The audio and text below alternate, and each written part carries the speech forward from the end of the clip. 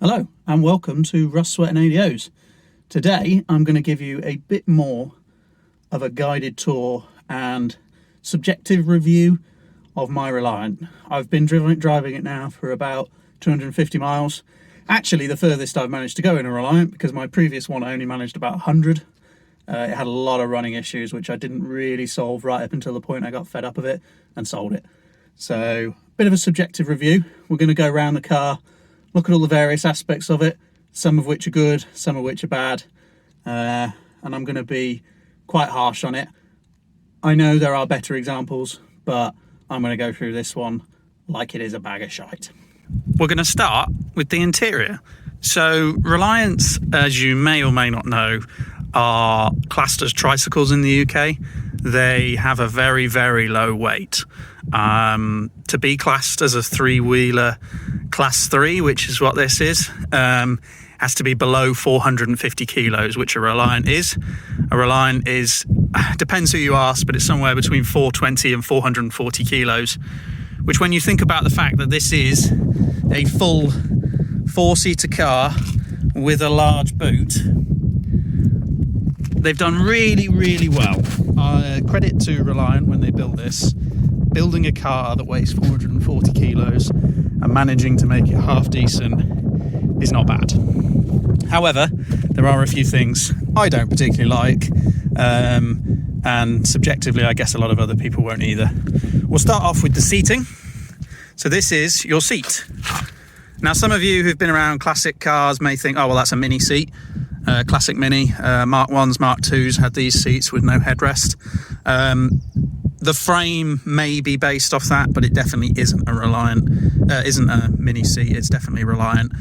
First off, I'm going to turn it sideways, which is probably going to throw YouTube off. That is fixed. You cannot adjust the seating position on a Reliant. The only thing you can adjust is the distance you are from the pedals, which is done via a hook down here. You can see there notches for adjustment. Now I'm quite short, I'm only 5'7", 5'8", so I've got mine set nearly all the way forward for the pedals, which are over there. That's about right for me, gives me enough leg room. If you're over 6 foot, you're going to really struggle with this car. Simon doesn't fit, if I'm honest, but he'll try, and we'll do some reviews together with them both at a later date. The next thing about the seat is it is fixed. However, it's only fixed with this tiny little pin. So I pull that pin and up goes the seat. And that is how you get in the back of a Reliant. Now you'll notice water and oil. That might give you a hint as to the health of my car. If I move these out of the way. And I'm going to get in the back. I am now in the back. Now you might think this is a good driving position from the steering wheel, but there is a seat in the way. And my knees, based again, you know, I'm quite short and I've got the seat set quite forward. I do fit behind the seat. You've got a bit of knee room either side. It is only a 4-seater, so there are only 2 sets of belts in the back, which are only lap belts and they're static, but they do fit nonetheless. So you can get 4 adults in here in relative comfort. Let me shut that door. Also, real seat belts in the back. Fixed seat back, held in with 2 latches. You undo those and the whole seat falls forward. You can also remove the seat base. It's actually only held in with some button clips. So you undo those and the whole seat base comes out. And then you can fold the back flat. And you actually get quite a lot of space in the back. Not a great amount, but considering the size of the car, it's a reasonable amount. Moving slightly forward, you have the handbrake in the middle of this transmission tunnel. It's a basic ratchet mechanism, nothing exciting there. Your 4-speed manual in the middle, that is the resting position. You'll notice how off-center it is. We'll go through the gears later, but it comes straight up out the gearbox and then right. Leans over towards the driver. I think it means you're less likely to touch the passenger's legs. You've then got the all-important ashtray. You've got these 2 broken knobs. The one on the left is the heater control, the one on the right is the choke. This centre console piece is actually only held in with 1 screw there, 1 screw there, And there's meant to be a nut. Oh, there and there. But as you can probably tell, I don't have those nuts. And I think that just goes to show the weight savings they've made on this Reliant. Something as simple as using the nuts to hold the choke cable to the body, they've used to hold bits of interior in as well. Really, really thinking about what they can do to save weight. Dashboard is really simple. On the left here, you've got a hole. On the right, you've got all your dials and switches. Speedo on the right, fuel and temperature on the left. My subjective comments about the dashboard is it's really, really cheaply made. You can see here it's suffered some damage. There should actually be a blanking switch like that side. Someone's obviously added some sort of radio and drilled it at some point, but it's also been smashed up. These dashboards are exceptionally brittle. It's not just broken here. It's cracked there, it's cracked there, it's cracked there. I think it's also cracked on the right-hand side somewhere. They're really, really brittle, and this car's cracking on for 30 years old. Cracking, pun. They have not aged well, and you can't buy new dashboards. The moulds don't exist for them. It is just a ABS type plastic, held in with exactly 3 screws and 2 bolts.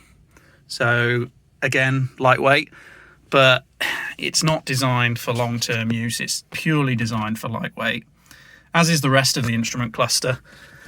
The indicator stalks have a top cover, but don't have a bottom cover. It's just things like that. And the heating system is really inadequate as well. That's your heater vent. There's one down there as well in the middle, next to the wiper motor. And then there's one over here, just you can see behind the keys there.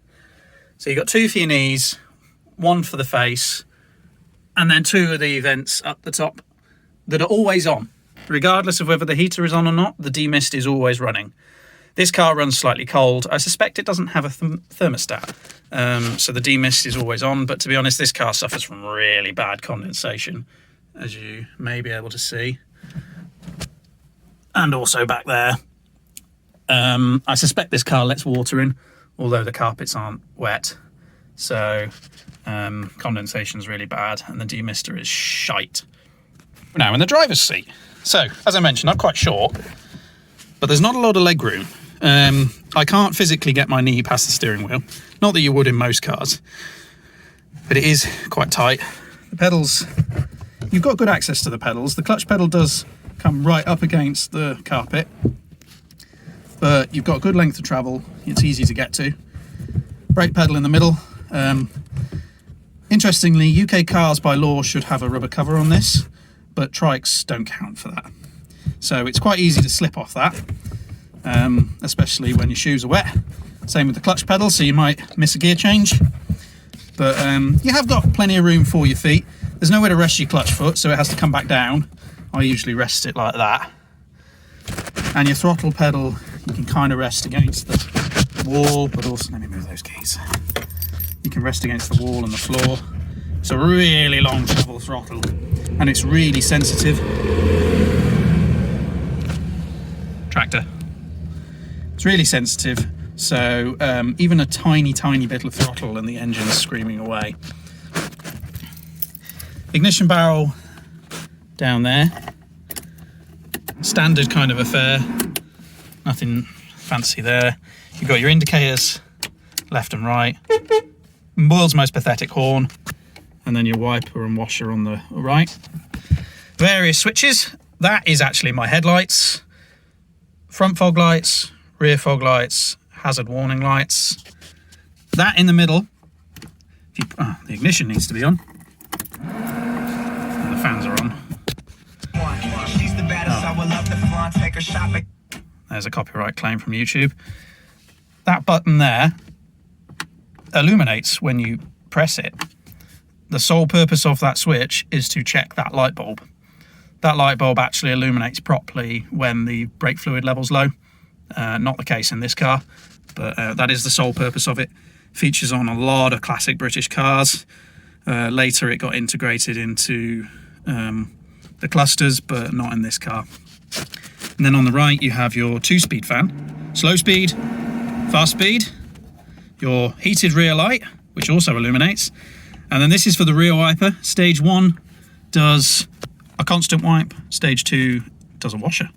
You then have your speedo here, as you can see, goes up to 100. These cars can do 100 if they've got the special B axle. This doesn't, so it's a standard axle, which means it should do about 85. It cruises quite comfortably at 70. It doesn't really complain about that. And then on the left you have your ignition illumination, your oil pressure definitely works, as you can see. Temperature at the top and fuel at the bottom. Moving over you have your clock, which doesn't work, and your voltmeter, which does work but doesn't always tell me the right temperature.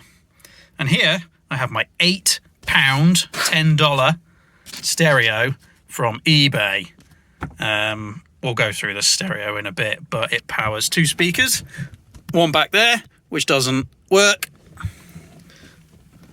and one back there which does work. This is a 1-speaker system.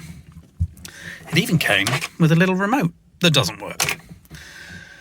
You get some quite nice door pockets in these, quite big. As you can see, this one's full of junk. Door handle, rotor arm, didn't know that was in there. I don't actually think that fits a Reliant. A couple of other bits and pieces. I've had some problem with the door winders on this. In fact, this driver's one, as you may be able to hear, very broken. That's the limit of how far the window goes up. Everything's cheap on this car, everything's light. The door cards, all scratched up, really cheap, only held in with push pins and screws. I mean, they went to town on how cheap this car is. Driver's side, passenger side is exactly the same. Oh, some nasty sunlight there coming off the mirror.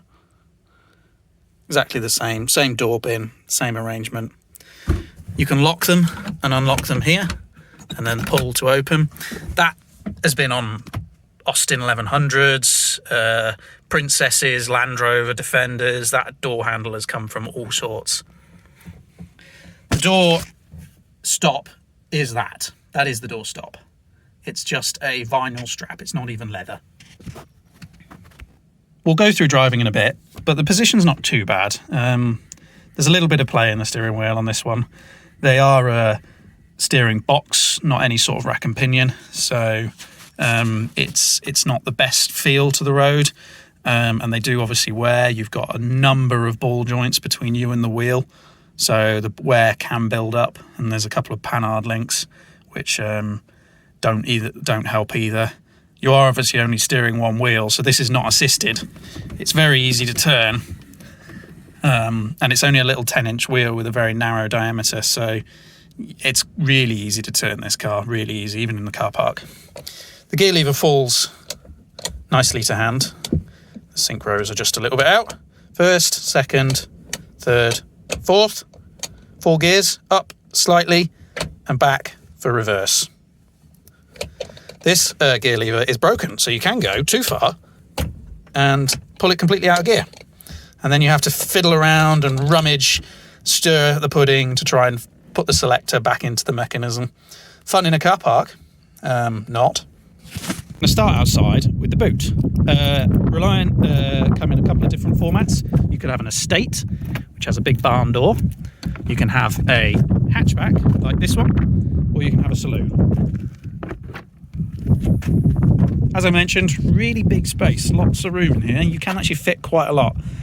I had to take a tack box for putting horse tack in to a stable block the other day. It wouldn't go in my 2020 Fiesta. I had to put it in the back of this, just because the aperture is quite large.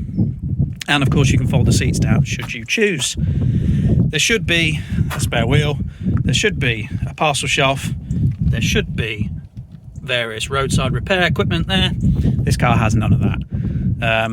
I suspect it also leaks through the boot because, well, there's water there, and that's peeled away and it used to be glued down. I've already talked about the paint.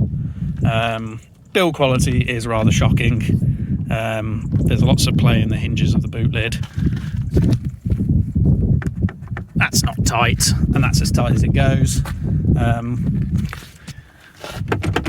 That's as tight as that goes. Underneath your carpet is literally your boot floor.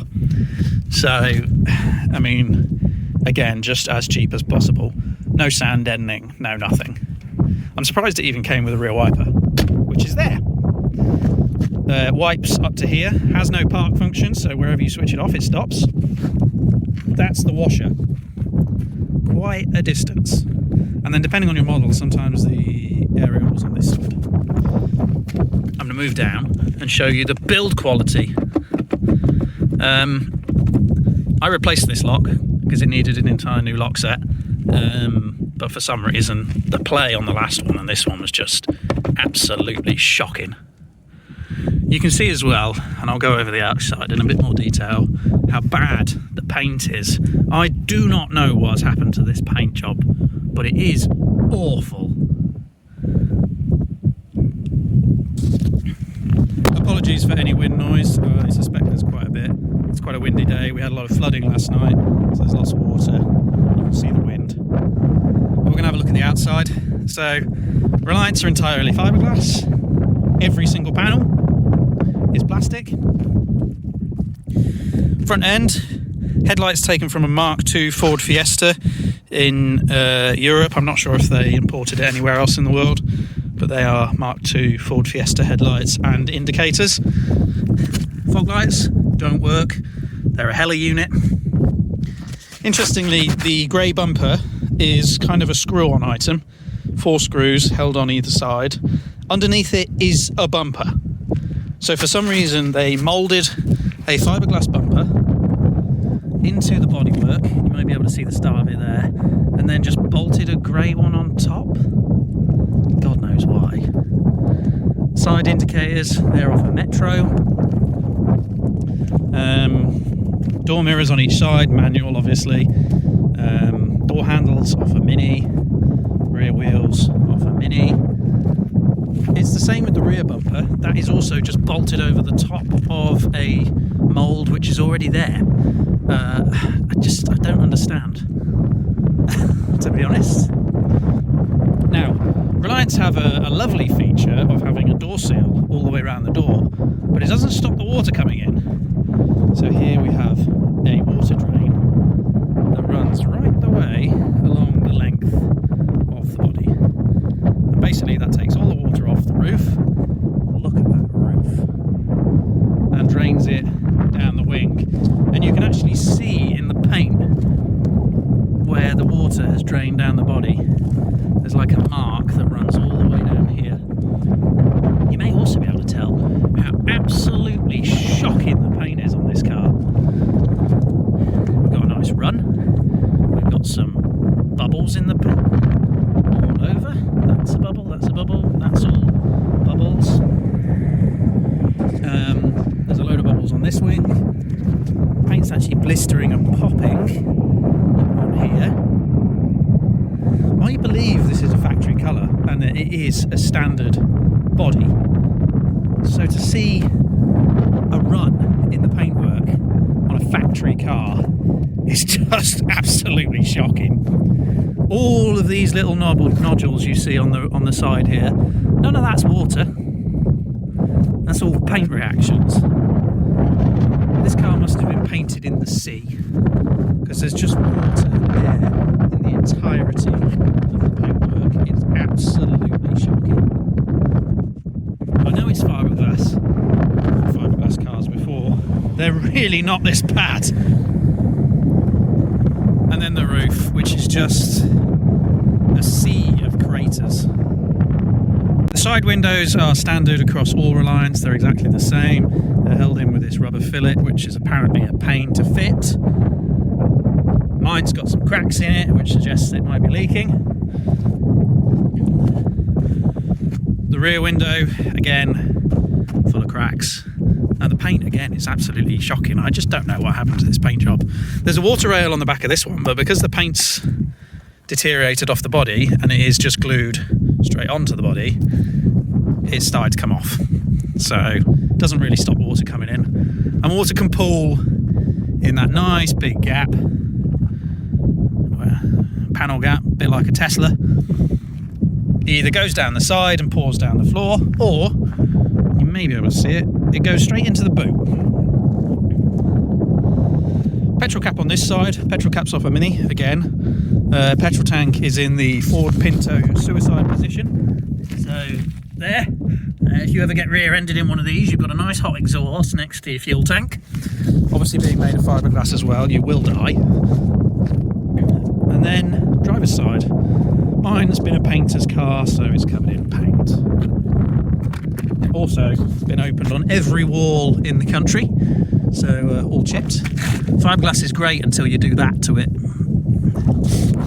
Door latch off a Mini as well. Lots of Mini parts on this car, lots of BL parts. Just a BL special. I'm starting back in here.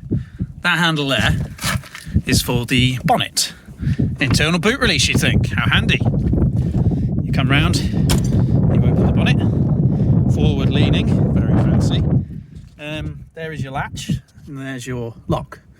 Now, Robins, which this is a Robin, are different to Rialtos. I had a Rialto before this, and the Rialto has a lock right there to open the bonnet, instead of a cable. Now, these cars from about, well, the front of the heater matrix back, the Rialto and the Robin are identical. So I've no idea why they did that, because it's a completely different design on the same car. The engine is in there. That's the oil filter cap.